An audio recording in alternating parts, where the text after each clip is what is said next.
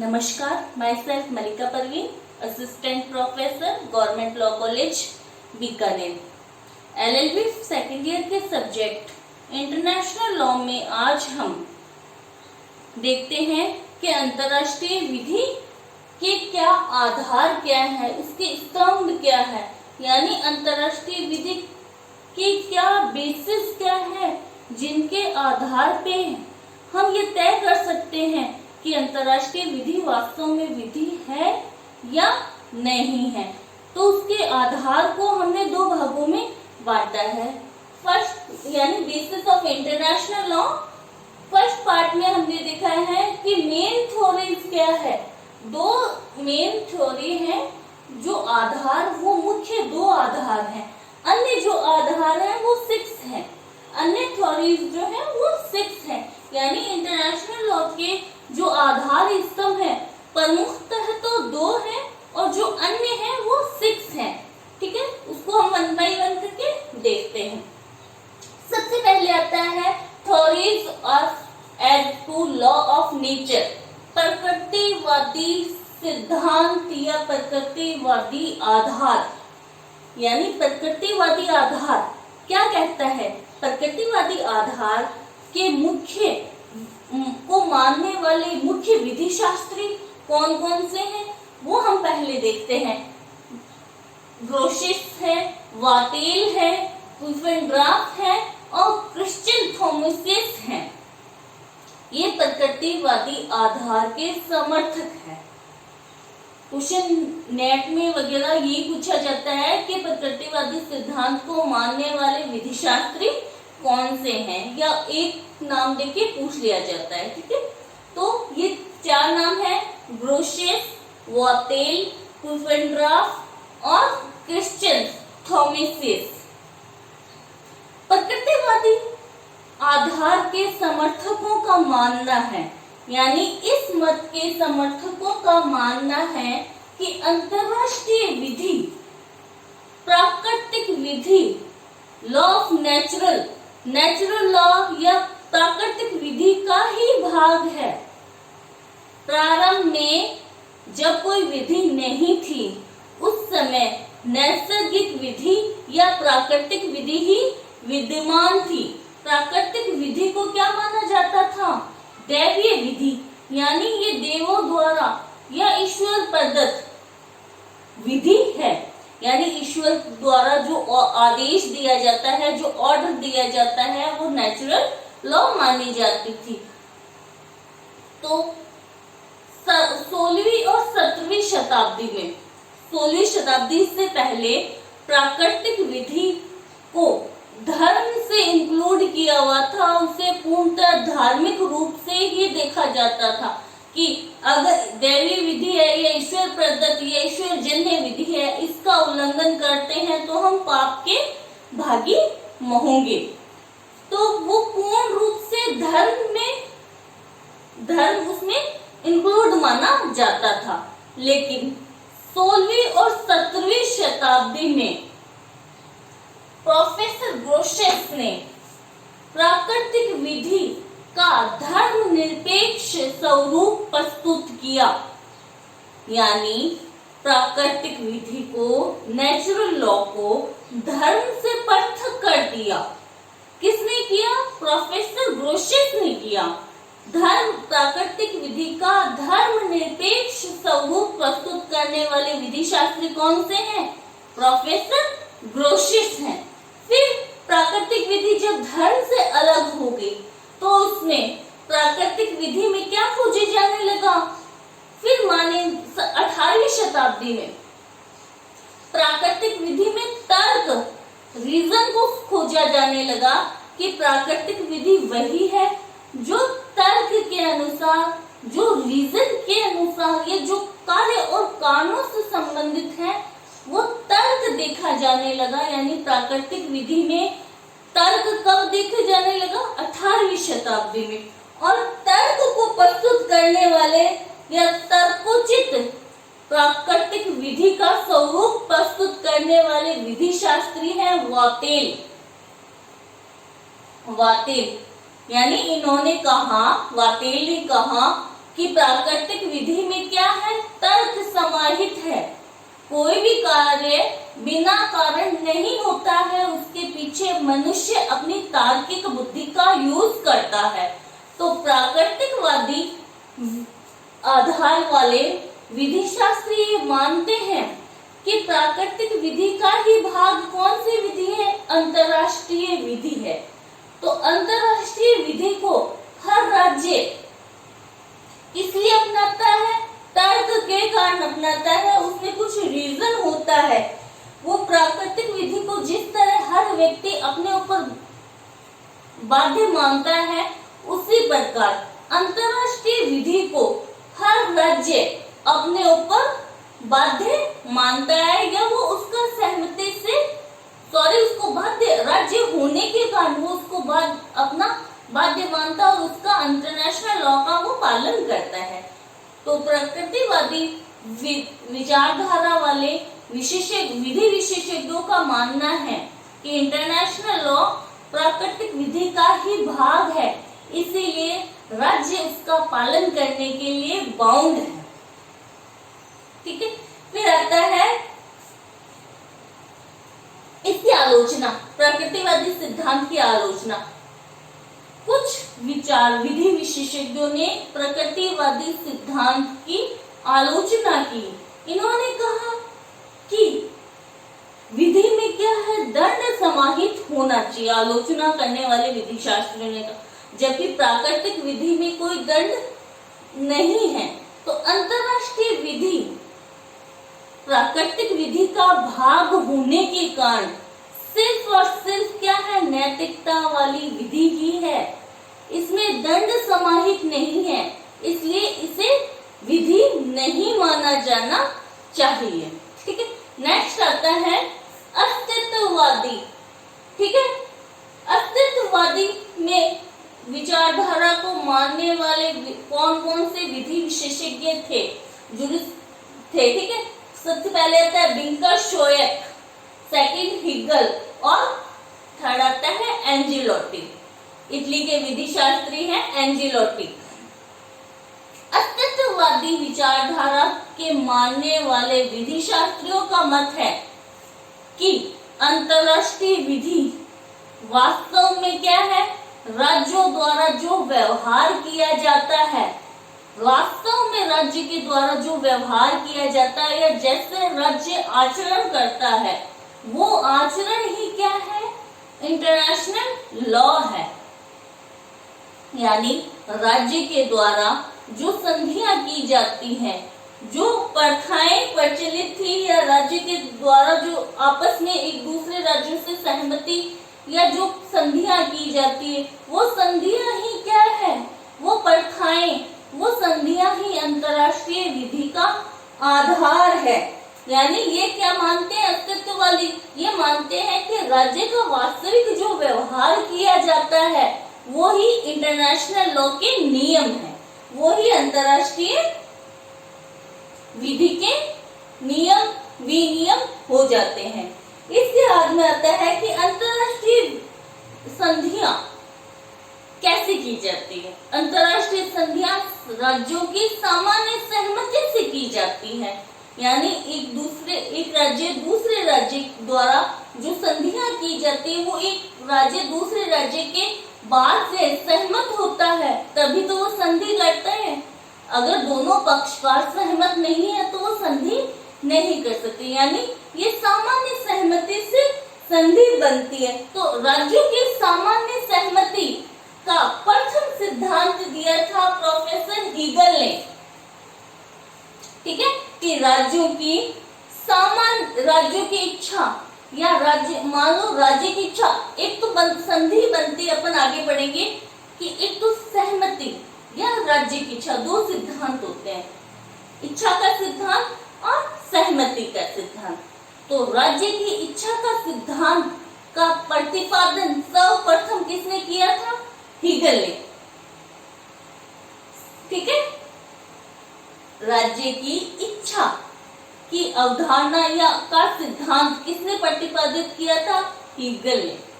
और सहमति का आगे बढ़ेंगे अपन कि सहमति इहिरिंग ने, प्रोफेसर इहिरिंग थे, उन्होंने सहमति का सिद्धांत दिया था राज्य की। फिर आता है नेक्स्ट कि मैंने कहा अंतरराष्ट्रीय संधियां, अंतरराष्ट्रीय संधियों का के द्वारा ही अंतरराष्ट्रीय नियमों का निर्माण होता है। वो आधार स्तंभ है अंतरराष्ट्रीय संधियां जो आपस में की जाती है।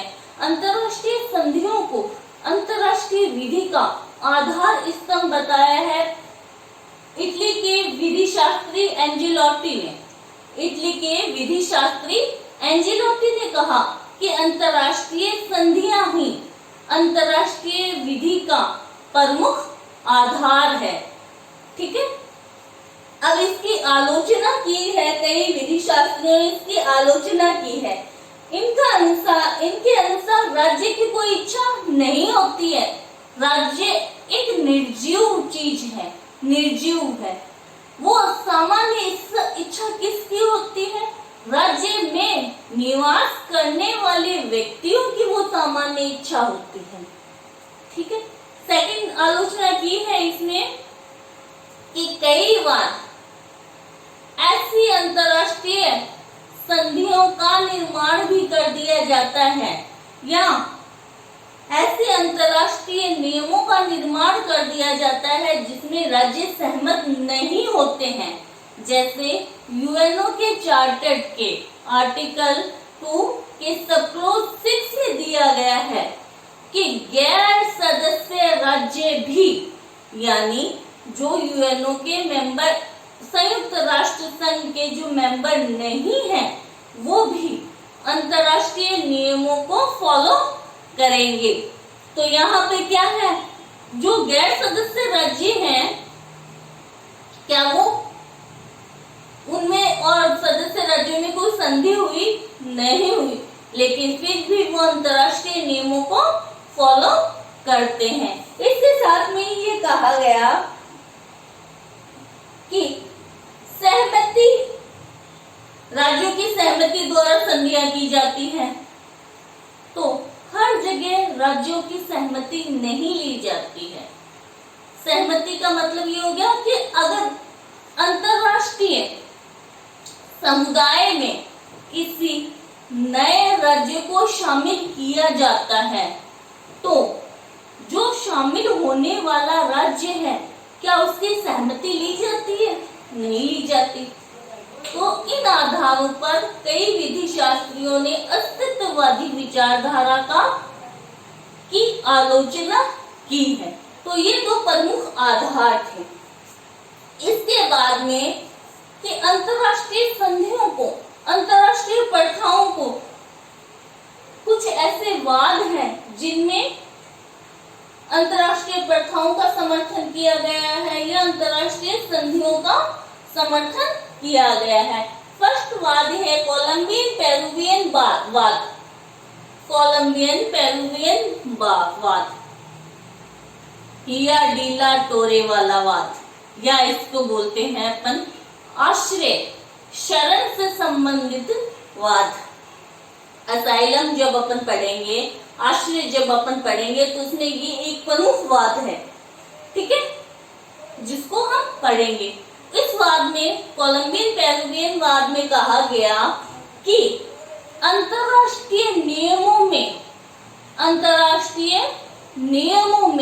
अंतरराष्ट्रीय प्रथाओं, यानी ऐसी प्रथाएं जो लगातार चली आ रही हैं, उनको भी महत्व दिया जाता है। उन प्रथाओं से ही अंतरराष्ट्रीय नियम या अंतरराष्ट्रीय विधि का निर्माण होता है। नेक्स्ट आता है एंग्लो नॉर्वेजियन मत्स्यवाद। इसमें कहा गया कि राज्य जो संधियां करते हैं आपस में, वो संधियों के द्वारा भी अंतरराष्ट्रीय विधि का निर्माण होता है। तो ये दोनों ही वाद अस्तित्ववादी विचारधारा में आते हैं। एक वाद में तो कहा गया क्या है, अंतरराष्ट्रीय प्रथाएं भी अंतरराष्ट्रीय विधि का निर्माण करती है। सेकंड वाले वाद में कहा गया कि अंतरराष्ट्रीय संधियां जो होती है वो भी अंतरराष्ट्रीय विधि का निर्माण करने में सहयोग प्रदान करती है। वास्तव में दोनों विचारधारा प्रमुख जो विचारधाराएं थी इनको देखने के बाद में अब सही आधार क्या है वास्तव में, एक तो कहते हैं प्रगतिवादी विचारधारा वाले हैं, दूसरी साइड अस्तित्ववादी विचारधारा वाले हैं। तो अंतरराष्ट्रीय विधि का वास्तव में कौन सा सही आधार है या उसका क्या सही स्वरूप है? तो अंतरराष्ट्रीय विधि का वास्तव में जो स्वरूप है वो है अस्तित्ववादी विचारधारा या पॉजिटिव वाले मानते हैं। ठीक है, क्यों मानते हैं? प्रोफेसर स्टार ने कहा कि अंतरराष्ट्रीय विधि को दोनों ही मत पूर्ण रूप से समझाने के लिए समर्थ नहीं है, पूर्ण रूप से समझाने के लिए समर्थ नहीं है, क्योंकि प्रगतिवादी विचारधारा में तर्क को महत्व दिया गया है और जबकि अस्तित्ववादी विचारधारा में राज्य के वास्तविक व्यवहार आचरण के नियमों को महत्व दिया है, जिसका वर्तमान में स्वरूप क्या है अंतरराष्ट्रीय विधि का? राज्यों की सामान्य सहमति। तो अस्तित्ववादी यानी राज्य वास्तव में जो व्यवहार कर रहा है वो ही अंतरराष्ट्रीय विधि का सही आधार माना जाना चाहिए। अब अन्य जो थ्योरीज है उसको हम एक एक करके देखते हैं। फर्स्ट आता है सहमति का सिद्धांत। मेन थ्योरी दो थी, प्रगतिवादी और अस्तित्ववादी। सेकंड अन्य थ्योरी 6 है। फर्स्ट आता है सहमति का सिद्धांत। सहमति के सिद्धांत को मानने वाले विधि शास्त्री कौन कौन से हैं? एंजिलोटी, ट्रिपेली और ओपेनहाइम, प्रोफेसर ओपेनहाइम है। तो सहमति का सिद्धांत किसका समर्थक है? अस्तित्ववादी विचारधारा का ही समर्थक है। अस्तित्ववादी विचारधारा में हमने कहा कि अंतरराष्ट्रीय संधियां जो होती है वो अंतरराष्ट्रीय विधि का आधार स्तंभ होती है। तो जो संधियां बनती है वो क्या है? सहमति के आधार पर बनती है। अगर एक राज्य दूसरे राज्य से संधि कैसे करेगा जब वो उसकी बात से ही सहमत नहीं है? तो सामान्य सहमति से ही अंतरराष्ट्रीय विधि का निर्माण होता है। अंतरराष्ट्रीय विधि से सामान्य सहमति से अंतरराष्ट्रीय विधि का निर्माण किस प्रकार होता है? फर्स्ट सामान्य सहमति होगी, फिर उस पे अंतरराष्ट्रीय संधि का निर्माण होगा। वो अंतरराष्ट्रीय संधि अंतरराष्ट्रीय विधि का स्वरूप धारण करती है। तो सामान्य सहमति को अंतरराष्ट्रीय संधियां जो की जाती है उसका आधार स्तंभ बताने वाले प्रोफेसर है एंजिलोटी, इटली के विधि शास्त्री एंजिलोटी। ठीक है, तो अब इसमें आलोचना क्या हुई? सामान्य सहमति, मैंने पहले भी बताया कि सामान्य सहमति नया जो राज्य अंतरराष्ट्रीय समुदाय में जो शामिल होने जा रहा है उसकी सामान्य सहमति नहीं होती है, फिर भी क्या है वो अंतरराष्ट्रीय समुदाय का भाग बन जाता है। ऐसे ही स्टार्क ने कहा कि अंतरराष्ट्रीय संधियां सभी राज्यों पर बंधनकारी होती है, चाहे वो उस संधि के पक्षकार भी ना रहे हो। जैसे यूएनओ के चार्टर के अनुच्छेद आर्टिकल 2 के सबक्लॉज 6 में बताया गया है कि जो गैर राज्य सदस्य हैं वो भी यूएनओ की चार्टर के प्रावधानों का पालन करने के लिए बाध्य होंगे, बाउंड होंगे। फिर आता है कि फैनविक कहते हैं, आलोचना में फैनविक कहते हैं कि कई बिंदु ऐसे हैं जिन पे राज्य की सामान्य सहमति नहीं बन पाती है। वो सामान्य सहमति का सिद्धांत उचित नहीं है, क्योंकि प्रारंभ में समय जब अंतरराष्ट्रीय विधि ही नहीं थी, तो क्या उस समय राज्य नहीं थे क्या? उस समय भी तो राज्य विद्यमान थे। क्या राज्यों का सामान्य सहमति होगी तभी अंतरराष्ट्रीय विधि का निर्माण होगा? ऐसा नहीं होता। राज्य का अस्तित्व सामान्य सहमति के बिना भी रह सकता है। नेक्स्ट आता है आत्मनियमन का सिद्धांत। आत्मनियमन के सिद्धांत देने वाले विधि शास्त्री कौन थे? अर्थशास्त्री थे, जेलेनिक। पूछा जाता है कि आत्मनियमन ऑटो लिमिटेशन थ्योरी के प्रतिपादक कौन थे? तो अर्थशास्त्री जेलेनिक थे। इनके अनुसार क्या होता है कि हर राज्य को कुछ अधिकार होते हैं, कुछ विशेषाधिकार प्रदान किए हुए होते हैं अंतरराष्ट्रीय समुदाय का सदस्य होने के नाते। तो हर राज्य को अधिकार प्रदान किए गए हैं, तो वो अपने अधिकारों की सुरक्षा के लिए अपने कर्तव्य को भी याद रखता है और दूसरे राज्यों के अधिकारों की सुरक्षा या रक्षा करता है। यानी वो क्या करता है? राज्य अपनी स्वयं की शक्तियों को सीमित करता है, अपने विशेष अधिकारों को अल्प करता है, न्यून करता है, कम करता है और कम करके अंतरराष्ट्रीय समुदाय के अन्य सदस्य राज्यों के अधिकारों की रक्षा करता है। ये मत भी अस्तित्ववादी विचारधारा का ही समर्थक है। क्यों है? क्योंकि यहाँ पर भी जो अंतरराष्ट्रीय संधियां हो रही है, उन संधियों के द्वारा एक राज्य दूसरे राज्य से जब संधि करता है तो वो अपने अधिकारों को न्यून करता है, कम करता है। ठीक है, कम करके वो दूसरे के अधिकारों को सुरक्षित करता है। आत्मनियमन का सिद्धांत यहाँ पर है। वो स्वयं पर नियंत्रण लगाता है, जबकि आलोचना में कहा गया, कई विधि शास्त्रियों ने आत्मनियमन सिद्धांत के सिद्धांत की आलोचना की। कहा कि कोई भी राज्य स्वयं पर नियंत्रण लगाने में सक्षम नहीं है। जहां उसको लॉस होगा वो अपने पे लगाया गया नियंत्रण स्वयं हटा लेगा। ठीक है, जब चाहे वो नियंत्रण से मुक्त हो सकता है। आत्मनियमन का सिद्धांत क्या है? एक भ्रामक सिद्धांत है। यानी ऐसा कोई सिद्धांत नहीं है कि जो राज्य को अपने आप ही शक्तियों को कम कर सके और अंतरराष्ट्रीय समुदाय के अन्य सदस्यों के अधिकारों की पूर्ति कर सके। थर्ड आता है मौलिक अधिकारों का सिद्धांत।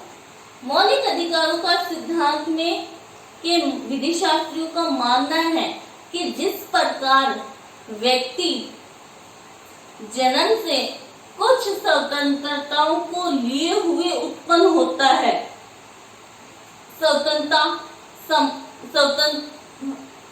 कुछ अधिकारों को लिए हुए उत्पन्न होता है, जैसे स्वतंत्रता का अधिकार, समानता का अधिकार, जीवन का अधिकार, गरिमा का अधिकार।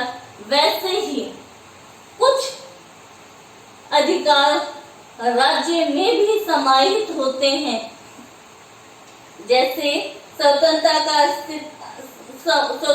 अधिकार, समानता का अधिकार और सब अस्तित्व की सुरक्षा का अधिकार। यानी इन विधि शास्त्रियों का मानना है कि कोई भी राज्य जब अंतरराष्ट्रीय समुदाय का सदस्य बनता है तो उसमें स्वतंत्रता, समानता और सब अस्तित्व की सुरक्षा यानी अपनी सॉवरेनिटी की सुरक्षा के अधिकार उसमें समाहित होते हैं। अंतरराष्ट्रीय समुदाय में जब वो शामिल होता है तो इन अधिकारों के साथ ही शामिल होता है। कोई भी राज्य उसे मान्यता देके ये अधिकार प्रदान नहीं करते हैं, वो अधिकार उसके निर्माण के समय से ही उसमें अस्तित्व में रहते हैं। तो इसकी आलोचना की है प्रोफेसर ब्राइलेरी ने। प्रोफेसर ब्राइलेरी कहते हैं कि कोई भी राज्य कोई भी राज्य जब अंतर्राष्ट्रीय समुदाय का सदस्य बनता है तो उसमें वो अधिकार निहित होते हैं। हाँ, तो वो अधिकार उसमें आए कहाँ से? तो ब्राइलरी ने कहा कि मान्यता प्रदान करने से वो अधिकार उसमें आते हैं। यानी अंतर्राष्ट्रीय नियमों के द्वारा किसी नए राज्य को अंतर्राष्ट्रीय समुदाय का सदस्य बनाया कब जाता है? मान्यता के द्वारा। तो मान्यता के द्वारा ही उसे ये अधिकार प्रदान किए जाते हैं। इनके बिना मान्यता के बिना उस नए राज्य का कोई अस्तित्व नहीं होता है। नेक्स्ट आता है नैतिकता विधि का आधार। नैतिकता विधि का आधार ब्राइलरी के अनुसार विधि का अर्थ क्या है? विधि का अर्थ है विधि का पालन करना, यानी विधि का आधार नैतिकता है। उन्होंने कहा कि हर विधि में नैतिकता समाहित होती है। नैतिकता के बिना विधि का कोई अस्तित्व नहीं है। यानी उन्होंने कहा विधि और नैतिकता दोनों ही एक दूसरे में समाहित होती है, डिपेंड होती है। विधि का पालन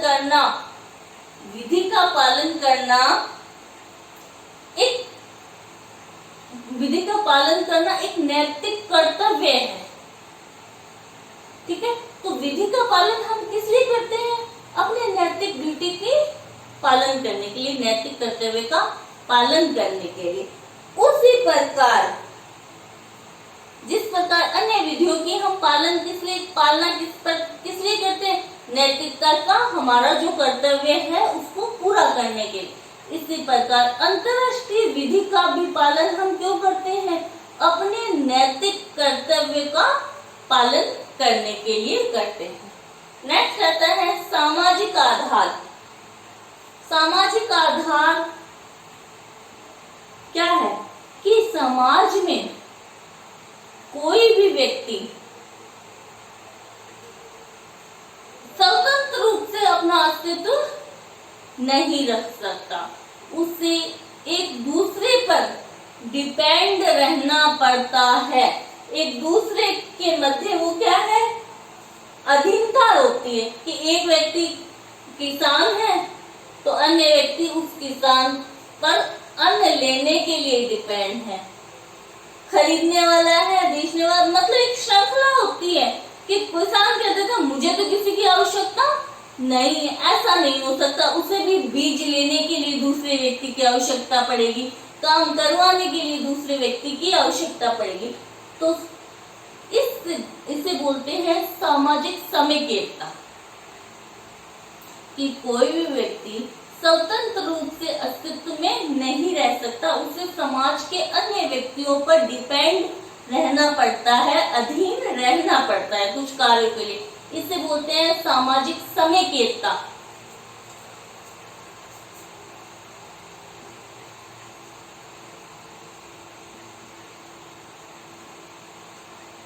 समेकितता का सिद्धांत, ये सिद्धांत दिया था ड्यूगिट ने, प्रोफेसर ड्यूगिट थे, इन्होंने ये सिद्धांत दिया था। तो इनके अनुसार वो सामाजिक समेकितता समाज में ही विद्यमान नहीं है, अंतरराष्ट्रीय क्षेत्र में भी विद्यमान है। कोई भी एक राज्य, कोई भी एक राष्ट्र स्वतंत्र रूप से अस्तित्व में नहीं रह सकता। उसे भी अन्य राष्ट्रों पर के अधीन या उन पर निर्भर रहना पड़ता है। कोई भी राष्ट्र, राज्य स्वतंत्र रूप से उन्नति नहीं कर सकता, उसे अन्य पर डिपेंड रहना पड़ता है। एंड लास्ट आता है आधार पैक्टा सेंट सर्वेंटा। पैक्टा सेंट सर्वेंटा के उद्भवक या उसको सिद्धांत के जन्मदाता कौन माने जाते हैं? इटली के विधि शास्त्री एंजेलोटी माने जाते हैं। इनके अनुसार ये सिद्धांत पैक्टा सेंट सर्वेंटा भी अस्तित्ववादी विचारधारा पर आधारित है। प्रोफेसर एंजेलोटी कहते हैं कि अंतर्राष्ट्रीय विधि का आधार क्या है? अंतरराष्ट्रीय संधियां है। तो पैक्टा सेंट सर्वेंटा है क्या? अपन नाम याद कर लेते हैं कि पैक्टा सेंट सर्वेंटा, पैक्टा सेंट सर्वेंटा, पर वास्तव में ये है क्या सिद्धांत? पैक्टा सेंट सर्वेंटा का अर्थ है कि अंतरराष्ट्रीय समुदाय के सदस्यों द्वारा, यानी बहुत सारे राष्ट्रों द्वारा जब कोई संधि की जाती है, अंतरराष्ट्रीय संधि की जाती है, तो जैसे ही कोई पक्षकार अंतरराष्ट्रीय संधि पर सिग्नेचर कर देता है या उसका समर्थन कर देता है या उसका सदस्य बन जाता है, तो वो सदस्य राष्ट्र जो अंतरराष्ट्रीय समुदाय का वो सदस्य जिसने अंतरराष्ट्रीय संधि पर सिग्नेचर करके उसके सदस्य बना है, उसे उस अंतरराष्ट्रीय संधि के नियमों का पालन करने के लिए वो बाध्य हो जाता। फिर वो ये नहीं कह सकता कि मैं तो इस अंतरराष्ट्रीय संधि का मेंबर नहीं हूँ, या मैंने सिग्नेचर तो जोर जबरदस्ती में कर दी, या इसके इन नियमों को मैं फॉलो करता नहीं। ऐसा नहीं होगा। उसका ये नैतिक कर्तव्य या वो नैतिक रूप से बाध्य हो जाता है कि जो वो अंतरराष्ट्रीय संधि कर रहा है उसके नियमों का पालन करने के लिए वो विधिक रूप से बाउंड है। फिर वो ये नहीं कह सकता कि मैं इस अंतरराष्ट्रीय संधि को मानने के लिए तैयार नहीं हूँ या इसके नियमों को मानने के लिए तैयार नहीं। उसे पालन करना ही होगा। क्यों?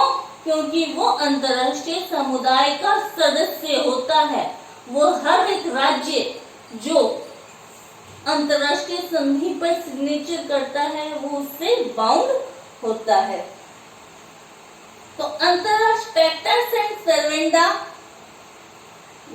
की मूल जो आलोचना हुई वो ये है कि इन्होंने सिर्फ अंतरराष्ट्रीय संधियों को ही महत्व दिया। अंतरराष्ट्रीय प्रथाओं जो कि अंतरराष्ट्रीय विधि में महत्वपूर्ण है उनका उल्लंघन किया या उनको महत्व नहीं दिया या उनको नजरअंदाज किया। अंतरराष्ट्रीय विधि सिर्फ प्रथाओं से सिर्फ संधियों से निर्माण नहीं होती है, प्रथाओं का भी उतना ही योगदान है जितना संधियों का होता है। तो ये थ्योरीज थी जिनके आधार पे हम तय कर पाते हैं कि अंतरराष्ट्रीय विधि वास्तव में विधि है या विधि नहीं है। नेक्स्ट हम पढ़ेंगे अंतरराष्ट्रीय विधि के सोर्स क्या है या सोर्स ऑफ इंटरनेशनल लॉ या अंतरराष्ट्रीय विधि के क्या स्रोत हैं जिनके आधार पे अंतरराष्ट्रीय विधि का निर्माण हुआ। आई होप आपको समझ आया होगा। अगर कुछ नहीं समझ आए तो प्लीज आप कमेंट कीजिए और पूछिए। Thank you so much.